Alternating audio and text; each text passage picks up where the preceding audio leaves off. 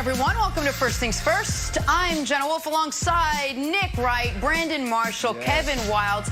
Big day yesterday. The Kansas City Chiefs doling out their Super Bowl rings. And if I'm not mistaken, in years past, they usually set aside a couple of rings for diehard Chiefs fans with interesting hair who wear orange sweatpants and co-host a morning. Did you? I got mine.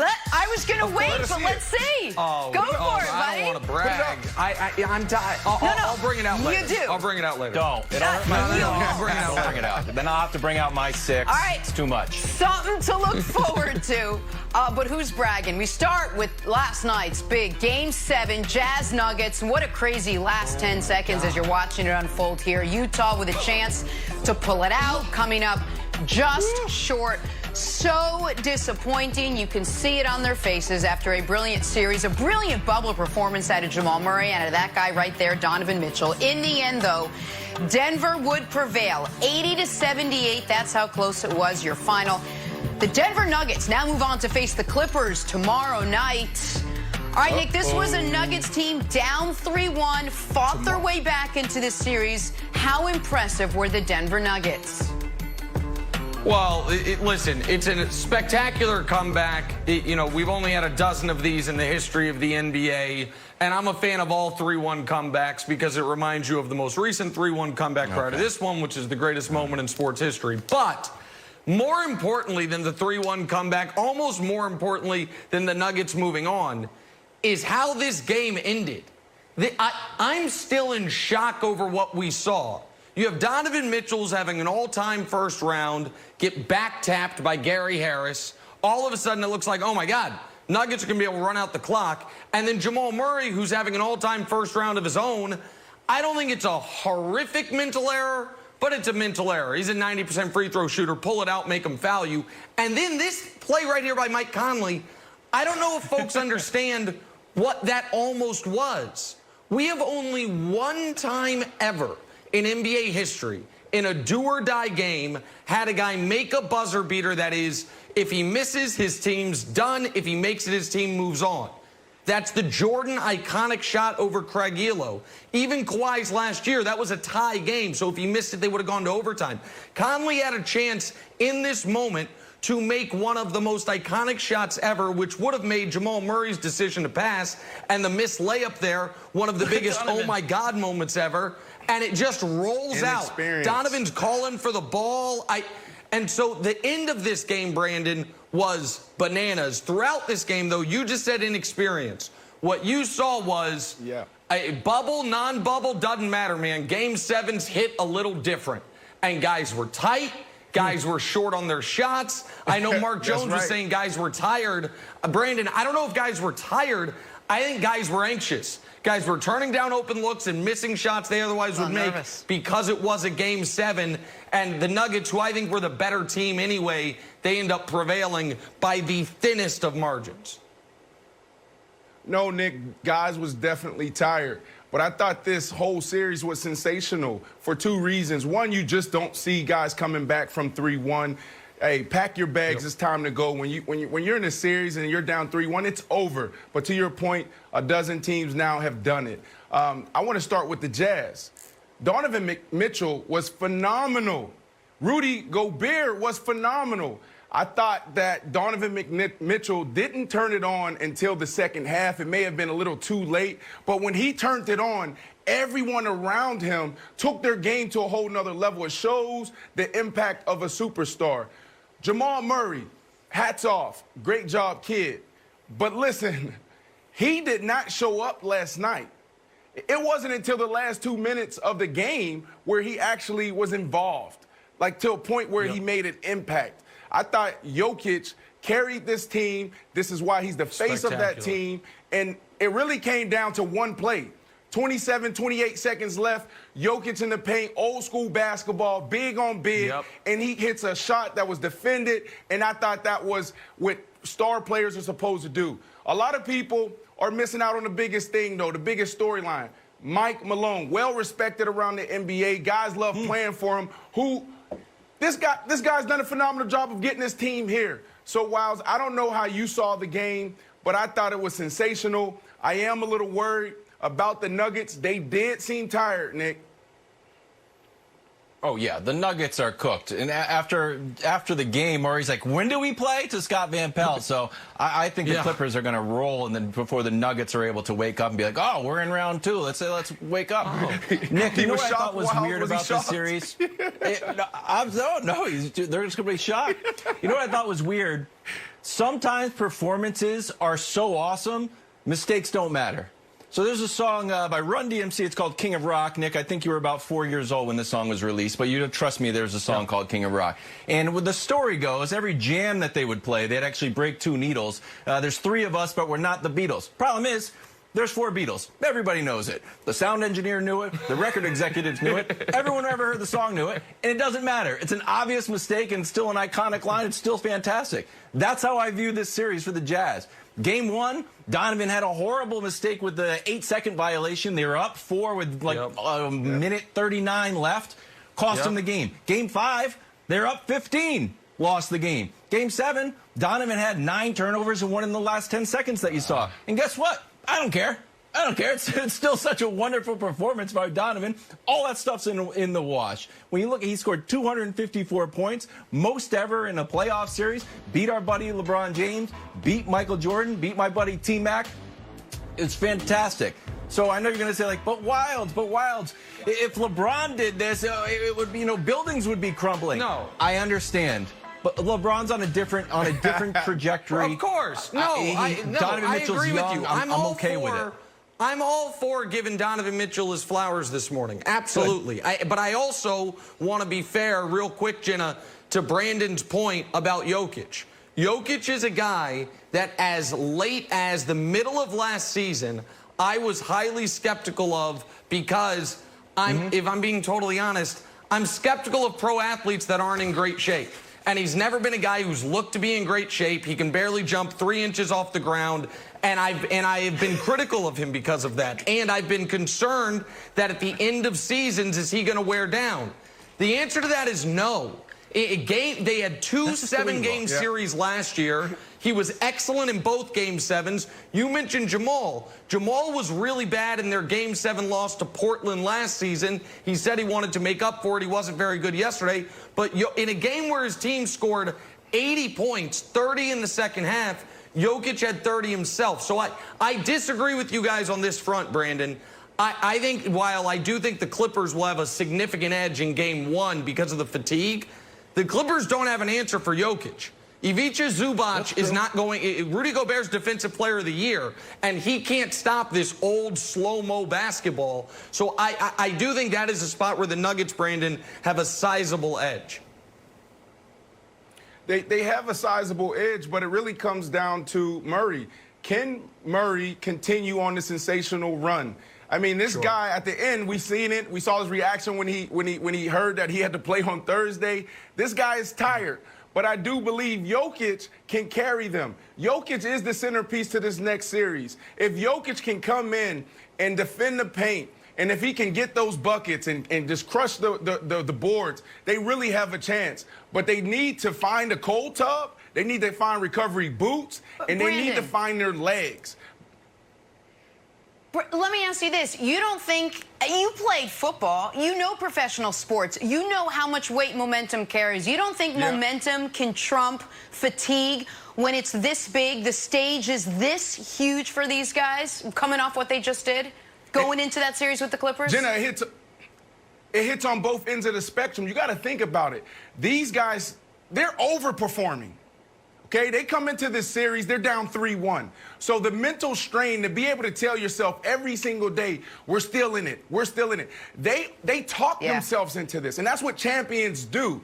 So you can also argue that the mental strain from being down 3-1, this performance, it's emotional, and then also they walked away, they protested, and then they had to restart. So I think that they're mentally drained and also physical. So let's see what happens in Game 1. But I really believe that the Clippers have the edge here. Listen, in my pre-playoff bracket, which is still perfect, by the way, I had the Nuggets beating the Clippers in round 2. I'm going to stick with that. With that said, I expect the Clippers to win round one. I totally get Jenna's point about momentum, and it's a good point. But I do think, Jenna, there is a natural exhale when you have played. It's not just they won a 7-game series. They faced elimination 3 nights, 3 games in a row. And so now you have a fresh, clean slate. The Clippers have been able to prepare for either opponent. The Nuggets are not going to be able to prepare for the Clippers in game 1 at all. They won't step on the basketball court today. They're going to rest all day today. So I think the Nuggets can and will beat the Clippers. But I think the Clippers are going to jump out 1-0 because I think it's a hard letdown. That's your gutsiest pick. All right. Nuggets, Clippers, game 1 set for tomorrow night. Let's talk some football on the other side. Are the Saints going to be without Alvin Kamara to start the season? We discuss next. But first, look who got their Super Bowl rings. Today, the Chiefs are here in Miami trying to do something that has not been done in 50 years. The Chiefs trying to get the top spot in pro football. This is Super Bowl 54. Kansas City, you've got a champion! It's a beautiful trophy, and it really is a satisfying conclusion to the 100th season in the NFL than receiving this trophy. Hey, how about those Chiefs?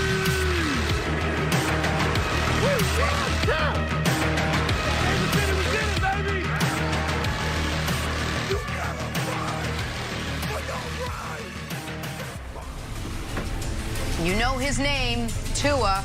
Now see the inspiring story of Alabama's quarterback sensation as he fights to overcome a potential career-ending injury while chasing his destiny to the NFL. Watch Tua Sunday, 4 p.m. Eastern, 1 p.m. Pacific, only on Fox. And speaking of Tua, Dolphins head coach Brian Flores says he's definitely healthy, but the hip injury he suffered is still, quote, part of the conversation for his Week 1 status. Nick, what was your reaction to that? I get why he's saying it, and I understand Wild's point that Belichick never loses. That's their Week 1 opponent to rookie quarterbacks. But, Brandon, Tua's starting Week 1 for your former team. I would be shocked if that's not how it plays out, Brandon. Great. Absolutely not. Tua plays when Tua is 100% healthy. Flores is already talking about his concerns with him being out only 10 months from his surgery. Number 2, Tua plays when the Miami Dolphins are officially out of the playoff hunt. So that may not come until November. Oh, wow. Ryan Fitzpatrick gives you the best opportunity to win. Listen, these players cannot afford to go another losing season. Now, there's some people that buy into this whole, let's pack it up and let's go for the first round and first pick overall. Like, no, players and coaches don't do that because we know it's a short shelf life. We have 2 to 3 years to get the job done. So you go with Ryan Fitzpatrick for that very reason. Real quick, Brandon, just remind the audience, when you had your all-pro year with the Jets, I'm having a hard time remembering, who was your quarterback? Ryan Fitzmagic, baby. Yeah. I forgot. Fitzy just got real excited this morning. Fitzpatrick. I forgot. Fitzy loved that prediction from Brandon Marshall. All right, to the latest with Alvin Kamara now. Thanks, Brandon. It's been a busy couple of days for the 3-time Pro Bowler. It was reported the running back's been absent at Saints camp since Friday. Then we heard the team was actually open to trading the 25-year-old running back, and now reports are Kamara will return to practice today as he and the Saints will try to iron out an extension. But Kamara's agent did say he never threatened to hold out or requested a trade. Gosh, this seems messy. Brandon, do the Saints need to do whatever it takes to make sure Alvin Kamara is on the field Week 1? Yes. There's a lot of people in the Saints organization think he's the best running back in the NFL. And when McCaffrey signed his deal, everybody was like, holy crap, this puts us in a tough spot. But Sean Payton, I said this a couple days ago, sometimes he gets in his own way, but I had an opportunity to sit with Coach Payton and cover Super Bowl 50. And I asked Coach, I said, Coach, what does it take to win a Super Bowl? He said, Brandon, let me tell you this. All right, there's a few teams that just hurt themselves. He said pretty much a lot of the teams hurt themselves outside of 4 teams that compete for a championship every year. He said, so the key is just eliminate the distractions and keep the main thing the main thing. Well, the main thing is number 41. So, Coach, eliminate the distractions because your team is set up to really go for a title run. You have all the continuity in the world. You have the chemistry. These guys been together. They're familiar with each other. So get the job done. Nick, I don't know about you, but it scares me to think that the Saints made Taysom Hill more of a priority than they did Alvin Kamara. That is, you nailed it. Listen, the Saints are in cap hell, and at some point soon, they're going to have to tear the whole thing down. But they're trying to stave off that day until Drew Brees retires. But they knew that when they decided that they were going to, a year early, give Taysom Hill $16 million guaranteed to extend him into 2021. Can we put up Taysom Hill compared to Alvin Kamara? If you end up losing out, like, look at this. Look at this. This is, Kamara's a better returner. We know he's a better receiver. We know he's a better running back. And that thing in the yellow at the bottom, that's Taysom Hill's passing. It's not like he adds a lot in the passing game. He's completed 7 passes in his whole career. If you don't have the money to pay Alvin Kamara, this is somebody who's like, oh my God, I think my car's getting repossessed because I can't pay the note. And someone says, didn't you just buy a 30,000-gallon aquarium? And it's like, yeah, but look at how fun it is to look at these fish. It's amazing. And it's like, yeah, but you're not going to be able to get to work. Like, what are you doing? And Wild, I'm sorry for encroaching on your analogy department. I hope I did well there. But if you want to pay Taysom Hill because he's fun and he's cool and he's a gadget player, so be it. But if you do that at the expense of being able to keep one of the 5 best players on your team, you've lost the plot there, New Orleans. Oh, God. I love Taysom Hill as a sand shark swimming around in Nick's aquarium. Perfect. Look, I think there's a lot of consternation here, Brandon. I think this still gets done. I think there's a little bit of negotiating in the media. When you look at the market for running backs, look, McCaffrey's at 16, Zeke's at 15, Le'Veon's at 13. We've got Derrick Henry's new deal is about 12.5. That's basically where Kamara needs to be. Right now, because he was a 3rd-round pick, he's making less than $1 million. He's like $964. So then the question is, he's the 72nd highest-paid running back in the league. If he was on special teams, he'd be number 60. He makes less money than 44 Saints. So if I'm his agent, I'm like, listen, we don't need McCaffrey money. We don't need Zeke money. But we also don't want to get paid like the punter. Just get us in around the Le'Veon, Derrick Henry, and we'll be happy. And if you want him to take a few punts, he'll do that. You want to take a few Doug Flutie pooch punts? Hey, we'll add that in for free. But look, Tom Brady's coming in 11 days, like you said. Keep the main thing the main thing. I think there's a lot of smoke here, but eventually it gets done. It has to get done. I talked about this yesterday. Everything runs through them. I was there for a number 3 receiver, number 4 receiver, a tight end. Playing for the Saints is boring because literally the entire offense is where's 13 and where's 41. And then every once in a while we sprinkle in Taysom Hill just to keep defenses off balance. So you have to get this done. It only makes sense. I love their chemistry. Even when they let go of Ingram, I thought that was a mistake because Ingram was the guy that glued to the locker room. He was the guy that kept such an intense environment because Coach Payton, he sets the tempo every single day with his preparation, and Ingram was the guy that kept it light because Drew Brees is the guy that's going to look in the mirror for 30 minutes and rock back and forth going through every single play, every single scenario. So when you have Alvin Kamara and what he means to your team in that locker room, you have to get it done. And whilst you're right, I don't think he's the type of guy that needs to be at the top. But he understands his value, and he shouldn't be paid that way. But this is a team that they're unselfish, and they're willing to take one for the team. And a few other things. Wilds, what didn't help the Saints yesterday was Joe Mixon getting 4 years, $48 million, same draft class, 2nd-round pick. Mixon's a nice player. He's not Alvin Kamara. So if Mixon's in at 12, you got to think Kamara, even if he's not going to get to the 16 McCaffrey is, he's going to want at least 14, 15. And I understand that in general. paying running backs in today's NFL has not been a good investment. But you must evaluate it, Brandon, on a team-by-team basis. And so I'm going to use a messy cross-sport analogy. After the Heat had won a couple straight titles, they made what would have been a smart decision for most teams and moved on from Mike Miller. But it was a terrible decision for that team. That's right. Because your championship window is right then and there. You have no guarantee what you're going to look like the seasons 2, 3, and 4 following that.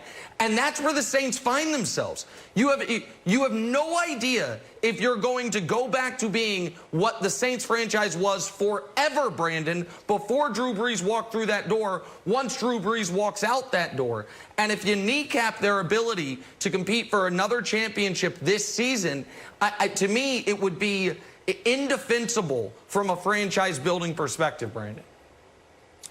Yeah, Nick, you're right. It seems like chemistry, continuity, understanding each other and perfect fit for my scheme, my team, my organization, what we're trying to do. It isn't appreciated in pro sports anymore. It's all about, well, this is my team, my philosophy. I'm a smart coach. It's built around that.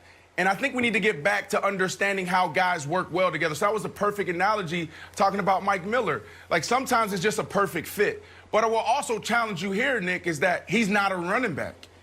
You just got to put athlete next to his name. He does everything. He does everything. If anything, we need to consider him as a receiver. I saw this guy run routes like he was Eddie Royal. I saw him run routes like he was DeAndre Hopkins. He has probably the second best hands on the team. He catches punts for you. He throws the ball in Wildcat. So Wilds, if you're a coach, what do you do? Where do you think the sweet spot is when it comes to this contract? I go and I take one of those huge checks that you see on game shows and write it out and give it to his agent and him, and also a giant pair of scissors to start the season. I cut a big ribbon. All right. I love those checks. It looks like the dual threat Alvin Kamara should be full go for the Saints. Will Gronk be full go for the Bucs? And if so, what will that look like? We'll talk about it. But first, check out Tyreek Hill all geeked up over his Super Bowl bling.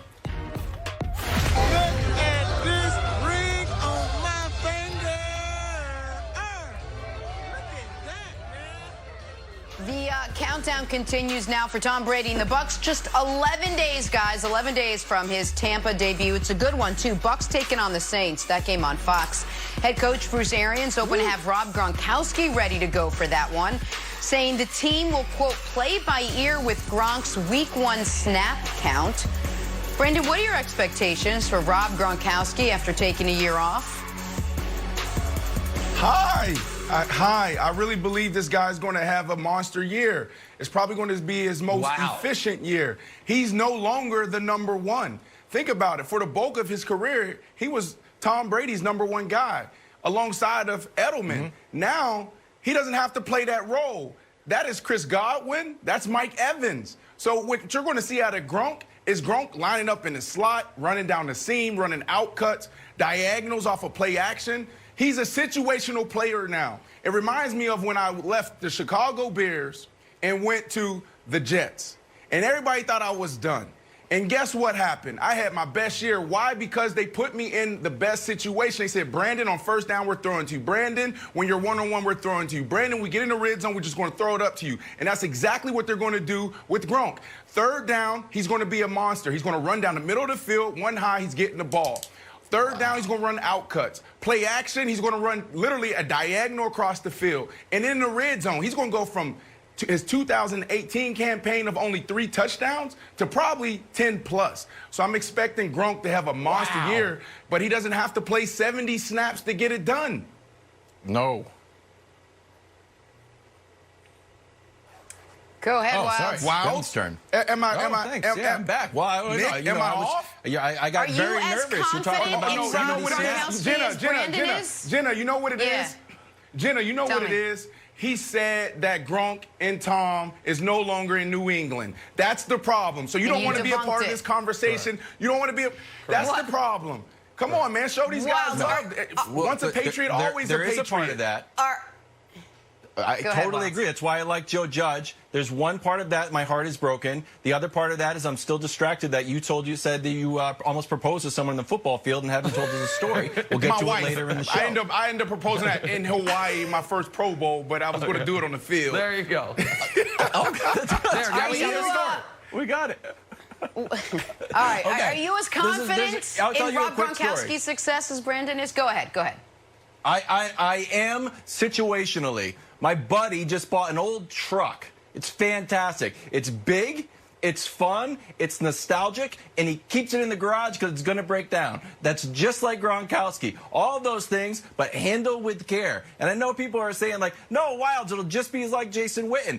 Great tight end, goes to broadcasting, comes back, does a great job. Everything's rolling. Not true. Gronk and Jason Witten are two wildly different people. Jason Witten missed one game in 16 years. Gronk only played 16 games twice. Jason Witten, Mr. Consistency. Here's your receptions. That's what I'm saying. 73, 64, 77, 69, 63, 0, then back to 63. Here's Gronk's receptions, Brandon.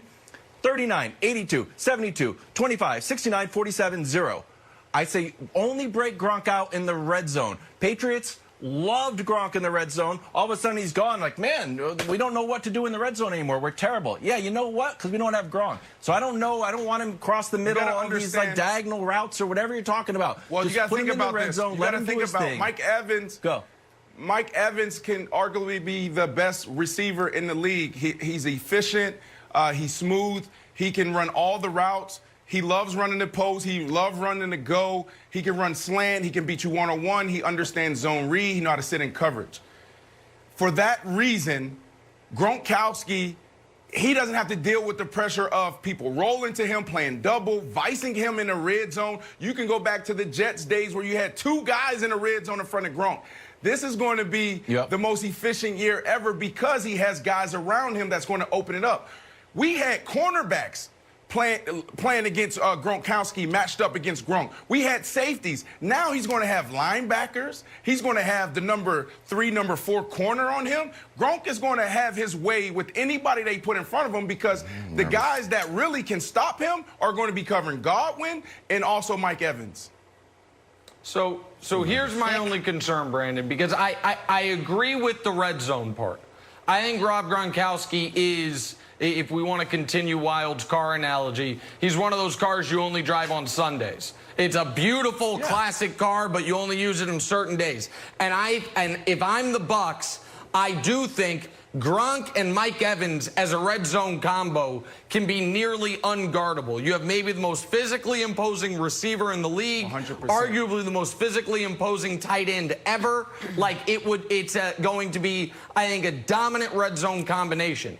But outside of the red zone, my question for you, Brandon, would be, what is Rob Gronkowski in 2020? Forget what he was in 2019, which was a wrestler. In 2018, he was a guy who had 600 yards, 47 catches. He was not a great player the last time we saw him. Now, he had great moments in the playoff game against the Chiefs and in the Super Bowl. He could channel it. Yeah, go ahead. He did that as the number 1 threat.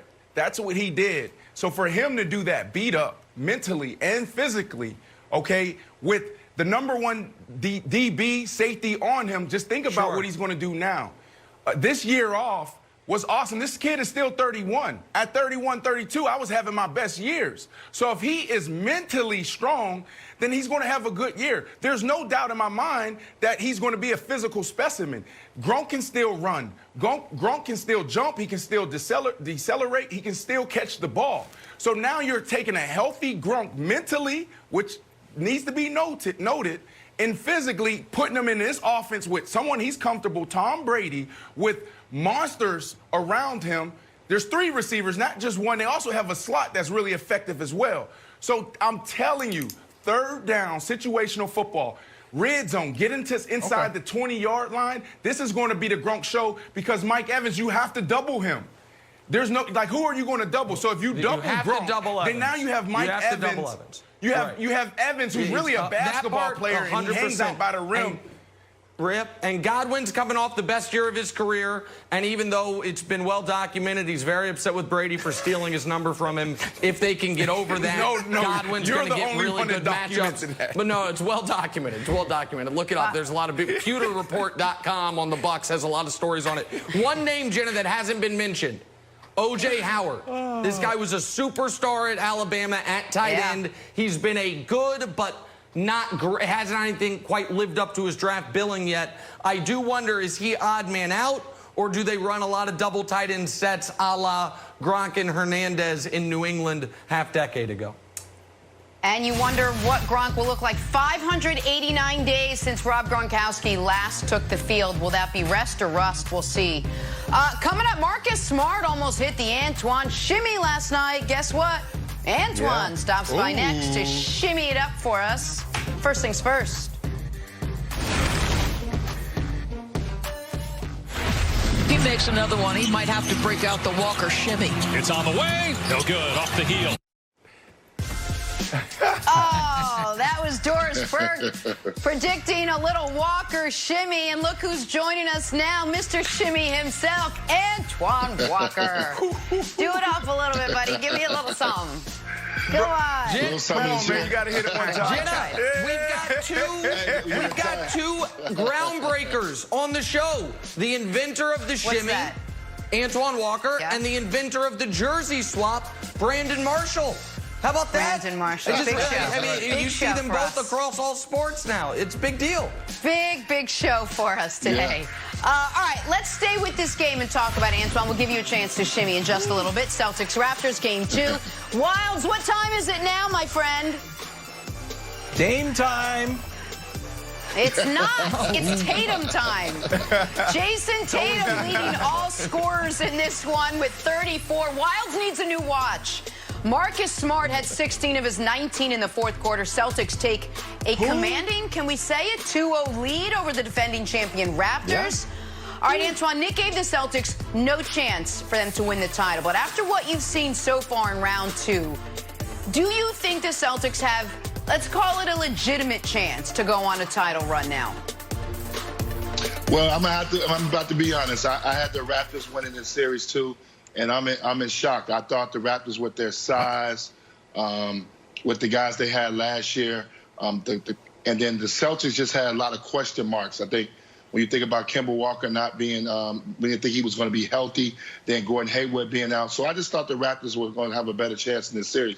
But yes, I believe they can make a title run. When you look at the teams that's left right now, and I know it's very early with Milwaukee and Miami, they match up well with them. And they got good chemistry right now. I like where they're playing at right now. I'm not saying that they don't need Gordon Hayward, but you got two wings that are playing incredible. Kemba Walker seems to be healthy. And then Jason Tatum, you got a closer. You got a guy who can finish games for you. And that's a huge part. A guy's very confident. He's playing just like he left off before the pandemic. This is what we were talking about before the pandemic, the stoppage in basketball. He was on a run. He was becoming a star. And he's continuing through the bubble. So I do think it's important, for a point of order to the audience, notorious Celtics hater Antoine Walker picked the Raptors to beat him, while lifelong Celtics supporter Nick Wright picked the Celtics to beat the Raptors. But it is true, I said a couple things about them. One was that going into the year, I thought their defense was going to be abysmal. Kemba up front, Scanner on the back end. I thought losing Al Horford. I was clearly, obviously, and egregiously wrong about that. This is an excellent defensive team. It's a great coach team, and Tatum is making that star turn. Now, can they go on a title run? Here's the problem, Brandon. There's two teams in the league I think they can't beat in a best of 7. The Lakers and the Bucks. Now, the Bucks might not be there. So can the Celtics make the finals? If the Heat beat the Bucks, sure. The Celtics absolutely can win this series. Series not over, but they can win this series. And they definitely can beat Miami. I don't think they match up well with Milwaukee, so I wouldn't like their chances against Milwaukee in a 7-game series if Milwaukee gets through Miami. But waiting on the other side of the bracket is going to be the Lakers. And so I don't think they can win a championship. I don't give them much of any chance to win a championship, but they don't have to win a championship for this to be a massively successful season. After you had the enormous disappointment of the Kyrie experiment, the following year, if you go deeper in the postseason, if you win the conference, which is, it can't be dismissed, and if Jason Tatum continues on this type of trajectory, Celtic fans, even though it won't end in a ring, would be, I would think, incredibly happy about their year, and I would imagine send me a lot of very, very gratuitous mean tweets. Yeah, we need to get Cantor back on this show. 100%. You didn't believe in Cantor. You didn't believe he can play defense. He showed you. That's true. Hey, Walk, listen, I'm a football guy, right? I spent 13 years in the NFL. But I just came on the show December 3rd, and you can say it was an audition to get this seat.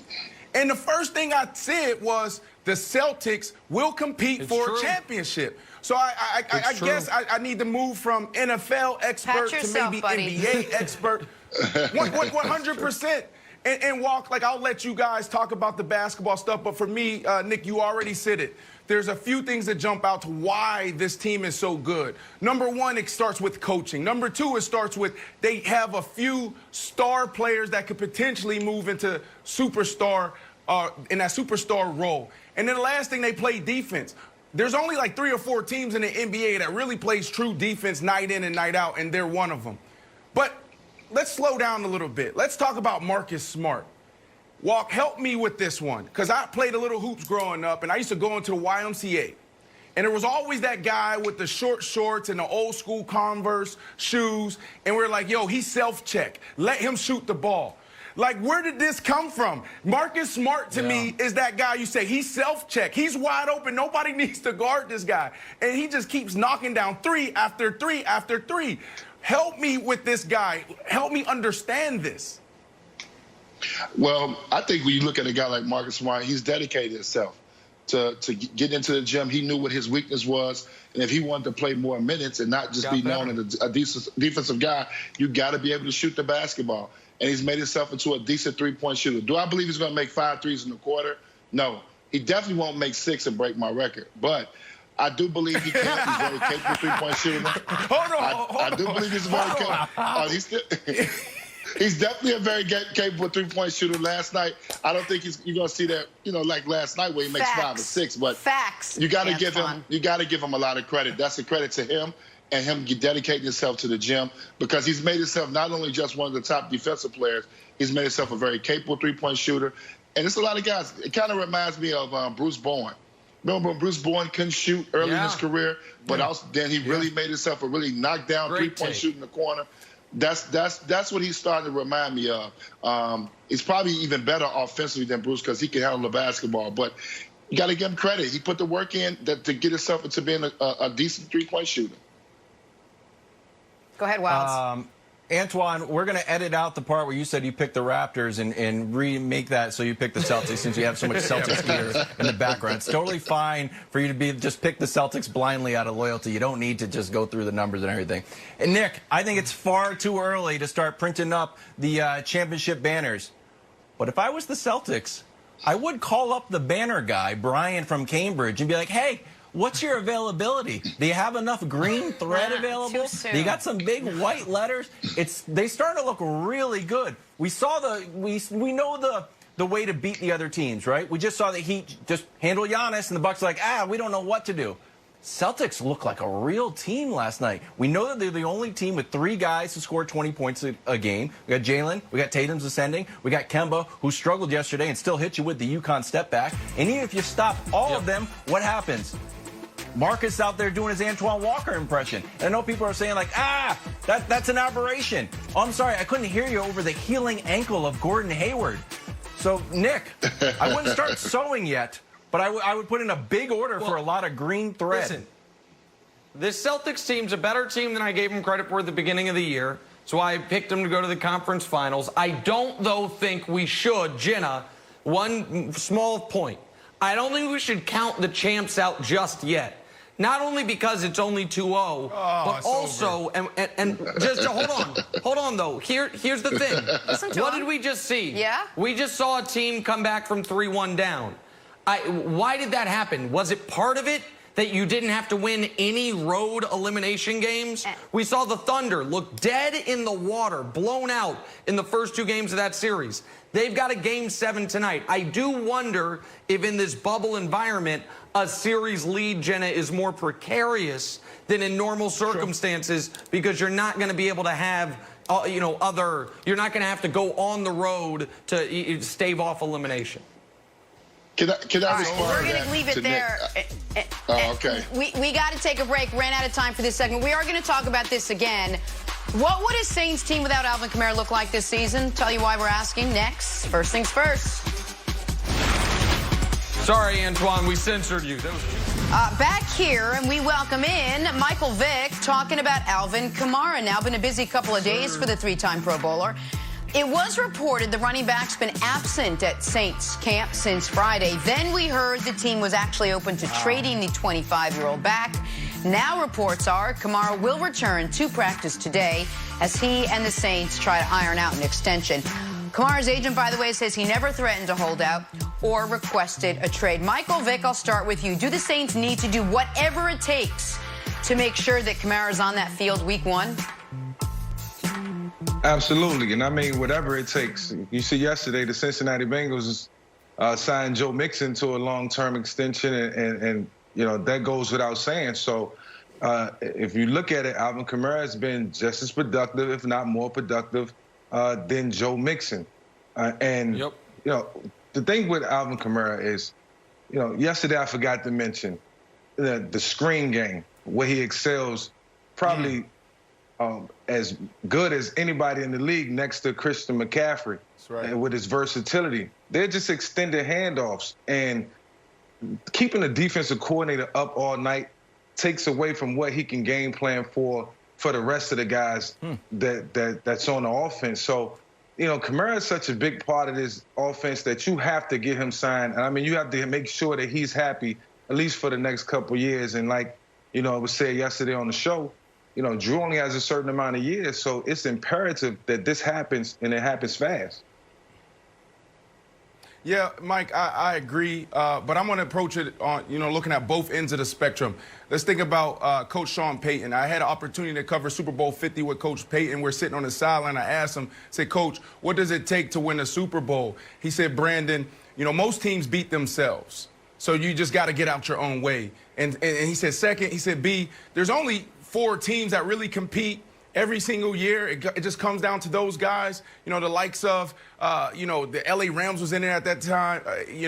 They weren't in the Super Bowl at that time, but they were upcoming. And then you have the Patriots. And he said, B, you just got to get out your own way. And to me, Coach Payton and the Saints got to get out their own way, because when you look at their path to the Super Bowl this year, they may have the best chance because they have the continuity, they have the chemistry, they have the team. I mean, everything's intact. So they got to get this done. But if I'm Alvin Kamara, I continue to bet on myself. I continue to roll the dice. Obviously, something's worked, for him to say, I'm leaving camp, and now they're talking about they're close. Because as a running back, you only have one chance to get that big mega contract. As a wide receiver, I got 2 or 3. A quarterback, Mike, how many did you get, right? So at the running back position, how it's devalued and how we approach that position, you have to get that check when you can, because there's no other opportunity for you after this.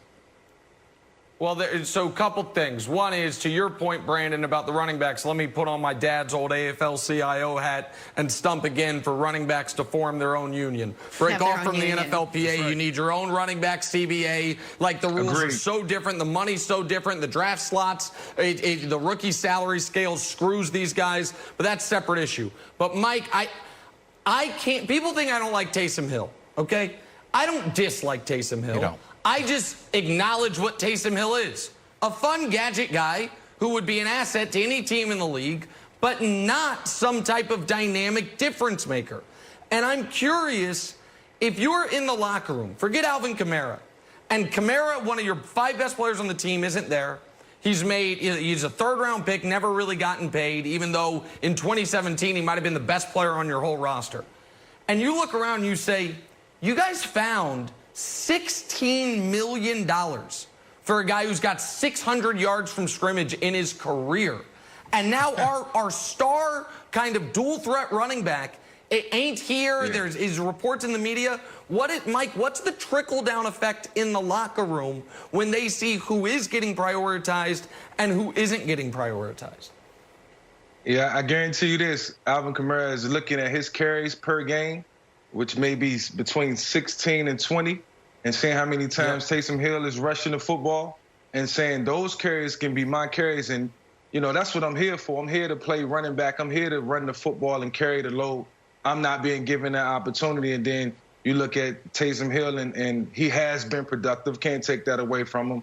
But Alvin can carry the same load. So they carved out money for Taysom, and Alvin's looking like, you know, that was my workload. So it's only natural for him to react that way and demand that he get paid right now. And Wilds, I'm not trying to pick on Taysom Hill. Taysom Hill's like, man, I got my contract 8 months ago. Why are y'all killing me? But it's just, when you look at the numbers and when you put them side by side, and I know folks will say, well, Taysom Hill's also a quarterback. I mean, is he really? I do think the Saints signed a backup quarterback this offseason. His name's Jameis Winston. Like, Taysom Hill has completed 7 more passes in his NFL career than you, Wilds. Like, so I do think it's fair to wonder about where they are spending their money and their prioritization. My God, I always got to watch this one great pass. He's had one great pass in his career. They always show it to make me look like an idiot. That's the one long pass he's ever completed. Whenever I'm like, Taysom Hill can't throw, it's the same 2 passes against the Vikings. That one didn't, I mean, it's unbelievable. But go ahead. Sorry, Wilds. No, but Brandon, every time I've been around athletes, and I've completed, you know, 0 NFL passes, with 7 less than Taysom Hill. I always thought it was interesting that I don't know stories of guys begrudging other guys in the locker room getting paid. Do you think that's the case with Taysom Hill, or I've just felt like there's more of a camaraderie of like, hey, you got paid, good for you. That wasn't necessarily my money. Does that make sense? No, that's not the case for. Yeah, it makes sense. And for the most part, guys let guys handle their business. You only see a handful of guys really stand up and actually help a guy get a contract. I actually think we need to do more of jumping into each other's business. Like, if I have a teammate that I know I need to count on, that I need to be there on Sunday, it should be my responsibility, my job, to go to the head coach, to go to general manager and say, we need this guy. Let's get this done. So Breeze should do that? Trickle-down effect in Does that 100%. happen? We saw Yeah, that trickle down. say. That's some. Mike, what do you think? I think so. I mean, when I was the first player ever to hold out for another player, and I think it should happen more. Ryan Fitzpatrick just came off a magical year in New York, and then the team didn't want to give him $12 million. He performed as a top 5 quarterback. So what did Eric Decker and I do, Mike? We said, we're not coming till you pay our guy. I think more players should do that. Absolutely. Wow. I couldn't agree with you more, Brandon. And Wiles, to answer your question, when you said, should Breeze do that? Yes.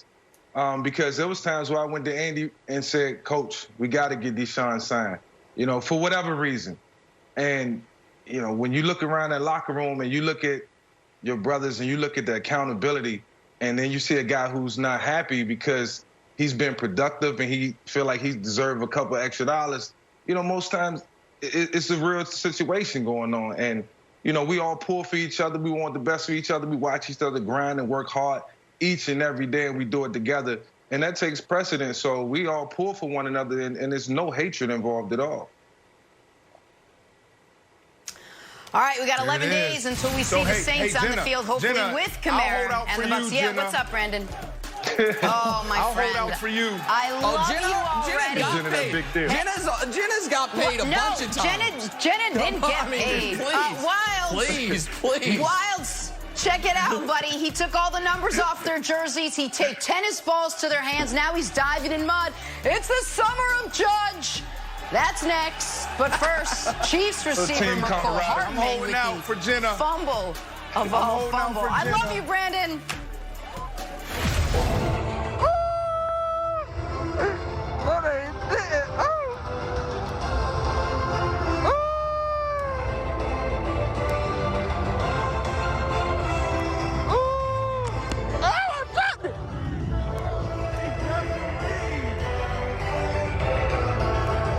Hey, y'all see me drop my ring?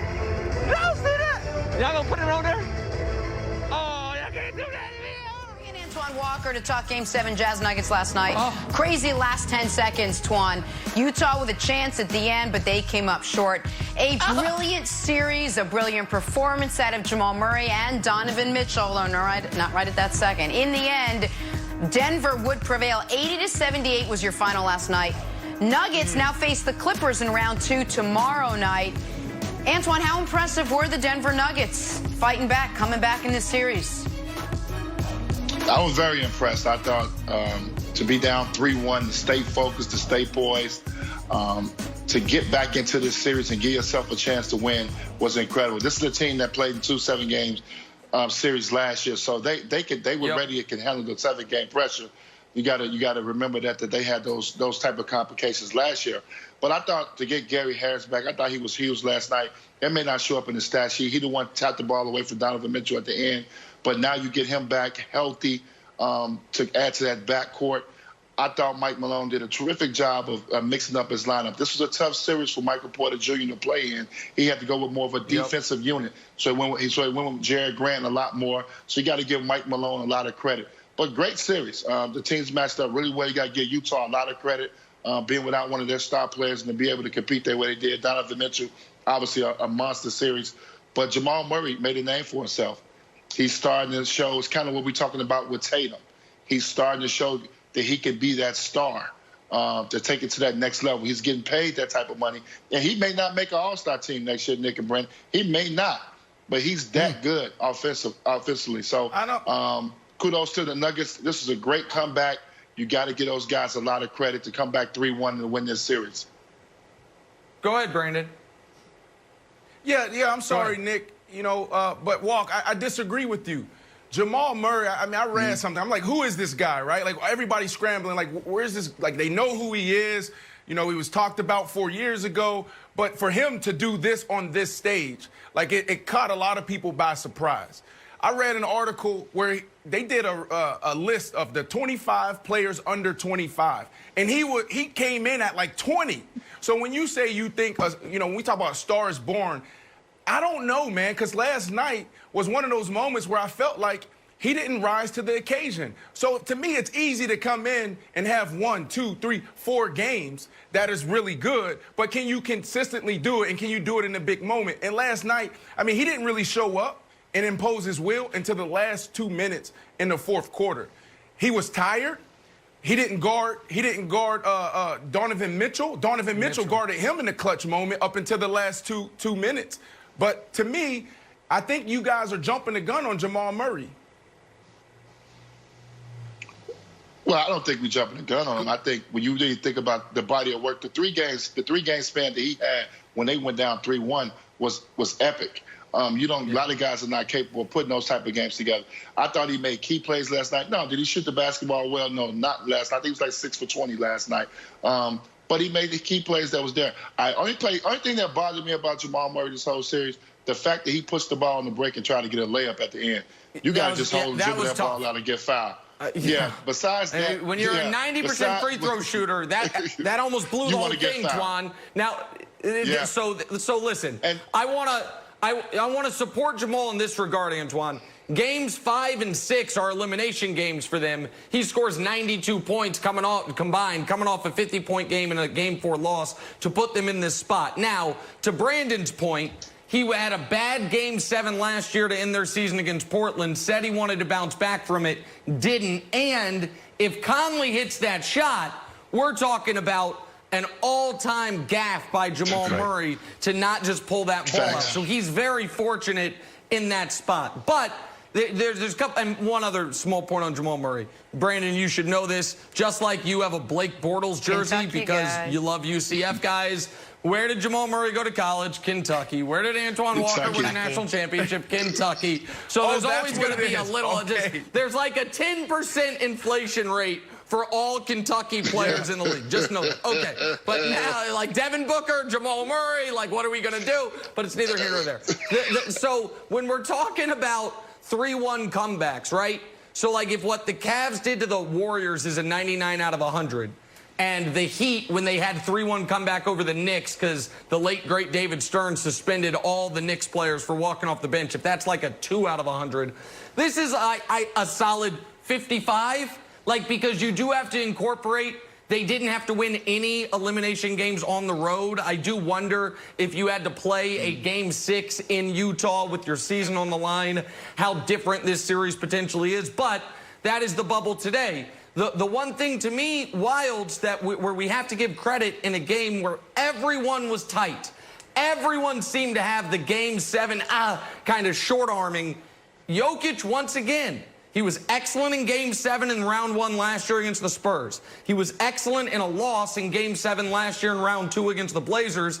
And 30 points in this year's playoffs doesn't sound like a lot, but 30 points when your team scores 80, that's like a 50-point game. That's right. And he had the great play at the end of the game on two-time defensive player of the year, Rudy Gobert, getting that kind of little kind of baby hook shot that ended up being the game-winning basket. So Jokic, who I've been a critic of because there's a 0% chance he can get as high off the ground as Jenna does doing her burpees throughout an NBA game.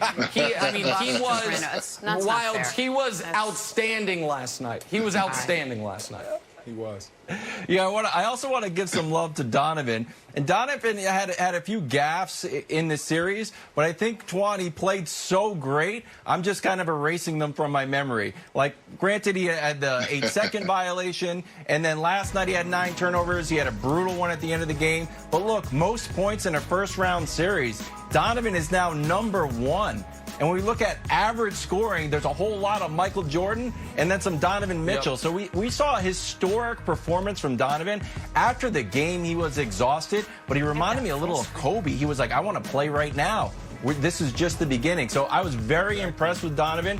But to spin it forward, Twan, the other person after the game, Jamal Murray, was shocked that they have to play on Thursday. Do you think that there's enough momentum that they can ride to play the Clippers, or do you think they're just going to be totally pooped and not be able to show up? Well, that's one of the reasons why I believe the Clippers are going to win this series, is because obviously the energy that they had to put in to beat Utah, and then the mindset. When you should be wanting to get, if you have a championship aspirations, those type of comments don't come out your mouth. And I know it's right after the game, so I'm not going to put too much on it. But my whole mindset is that we're going to the next round, and you're excited because you're trying to advance and continue to try to win a title. So I think with that type of mindset, already defeats you. Okay, we made it to the second round. Like your season's over with, and you accomplished something.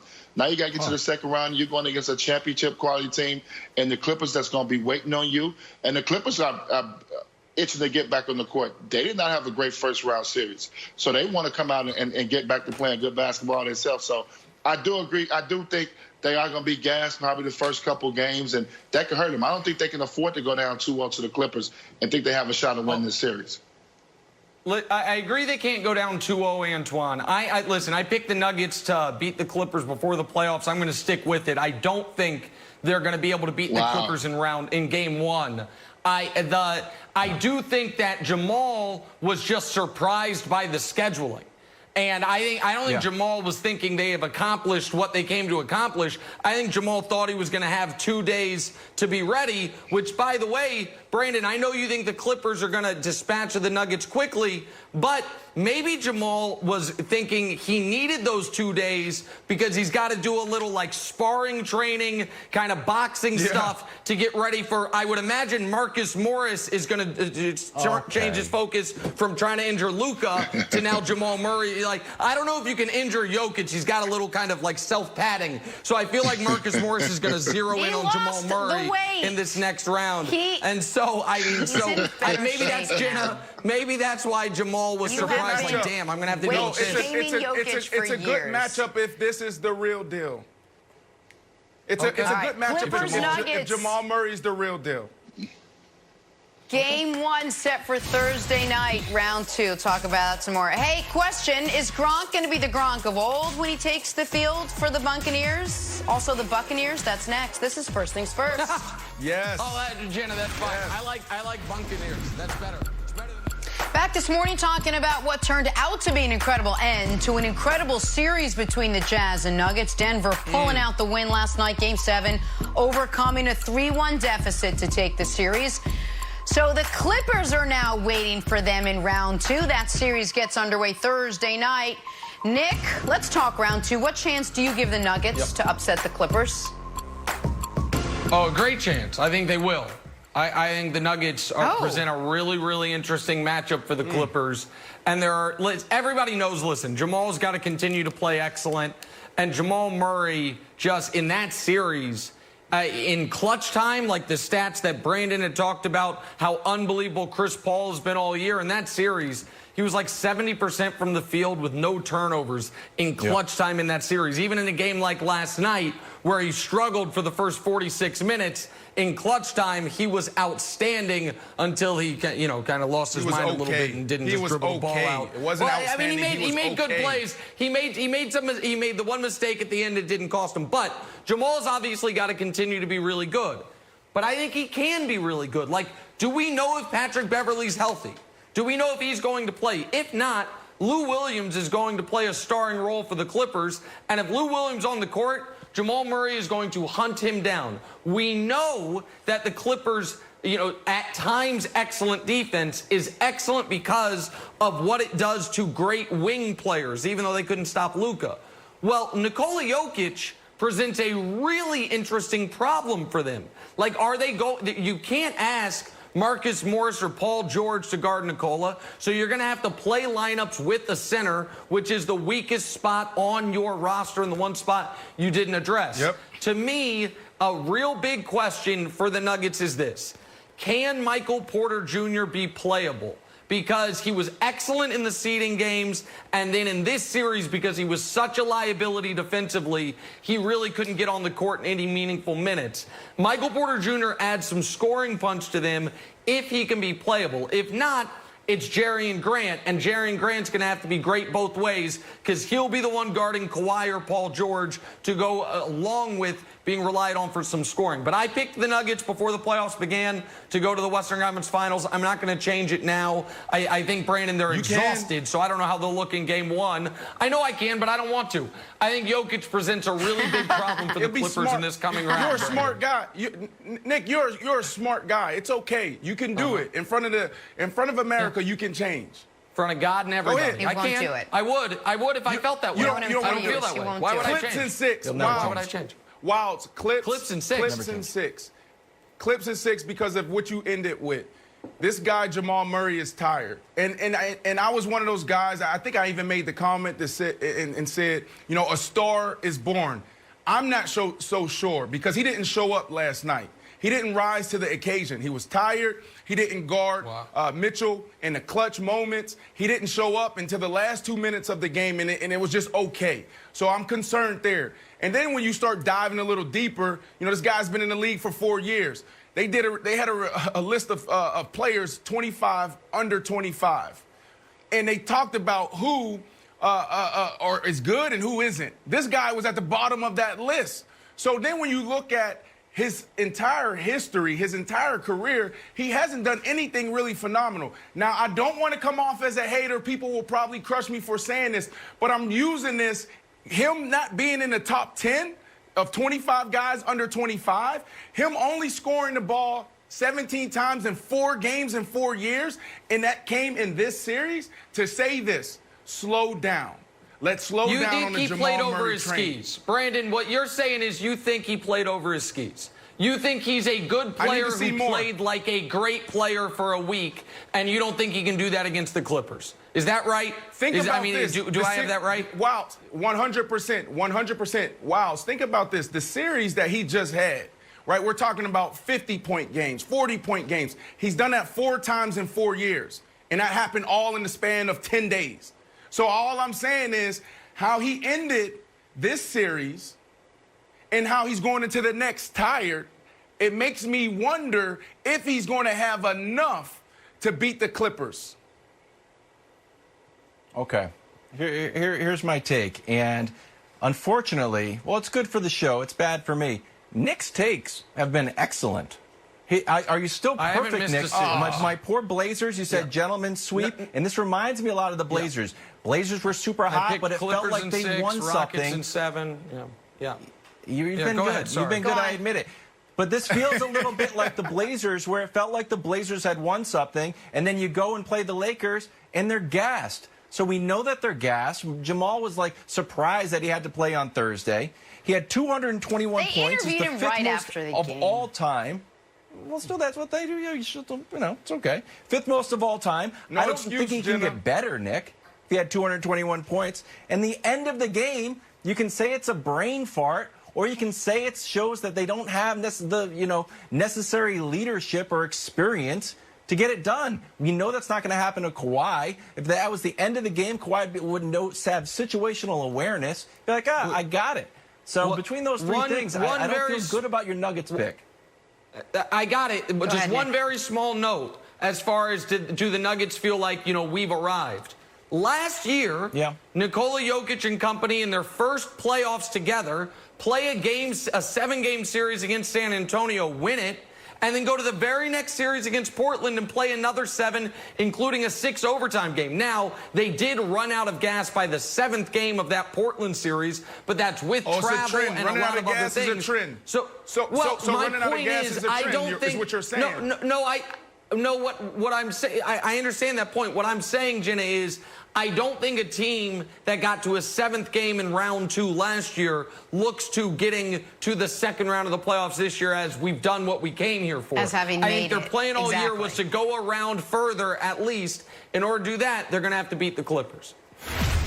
I also wouldn't underestimate how much momentum can factor in. Let's finish up this morning in New Orleans, where Alvin Kamara has reportedly been MIA the last few days. The thinking that the 3-time Pro Bowler is holding out, awaiting a new contract.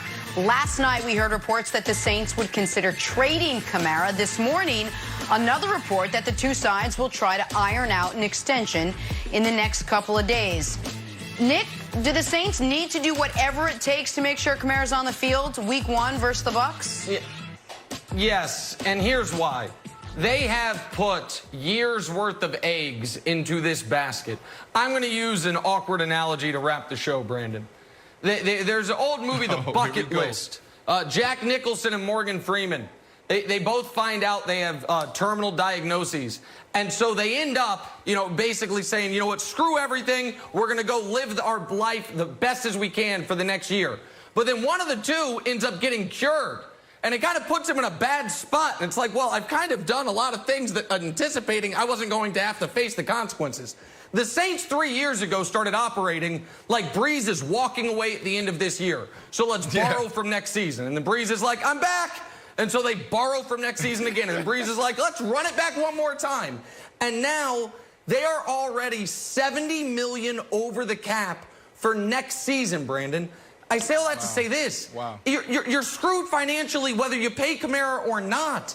So you can't afford to not have him there if this is going to be your last best chance to win a title, Brandon, before Drew Brees walks away and you have to tear the whole thing down anyway.